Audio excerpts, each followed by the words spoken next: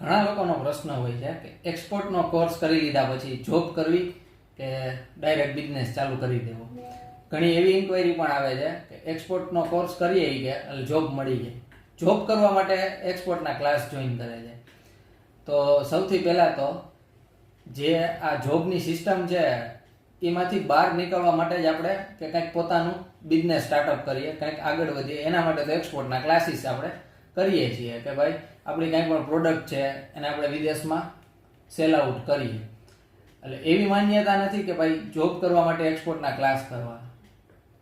ને આ ચક્કરમાંથી બહાર નીકળવા માટે તો આપણે કે ભાઈ જોબના એક કહેવાય કે ફિક્સ્ડ સેલેરીમાંથી આપણે આગળ વધીએ ને કંઈક પોતાનું સ્ટાર્ટઅપ કરીએ ને આપણે આગળ વધીએ. એના માટે તો આપણે એવું વિચારતા હોય કે કંઈક ક્લાસ કરીએ, એક્સપોર્ટમાં ઝંપલાવીએ, કંઈક આગળ વધીએ. એટલે એવું નથી કે પેલા ઘણા લોકોનો એવો સવાલ હોય છે કે ભાઈ 5-6 મહિના કે 1 વર્ષ કે આપણે જોઈ લઈએ એમ. એટલે આવું કાંઈ હોતું નથી. સ્ટાર્ટઅપ કરવાનું હોય તો વહેલી તકે કરી લેવું, કેમ કે કોમ્પિટિશન દરેક કહેવાય કે પગલે ને પગલે વધે જ છે. એટલે એવું બધું નથી કાંઈ. ને જોબ કરવાથી તમારી પ્રોડક્ટનું તમને કહેવાય કે માર્ગદર્શન મળે એવું જરૂરી નથી. તમે ક્યાં ગમે ત્યાં જોબ કરો છો એ કોઈ પણ બીજી પ્રોડક્ટ સેલ આઉટ કરતા હશે, તમે બીજી પ્રોડક્ટ સેલ આઉટ કરશો, તો એવું નથી.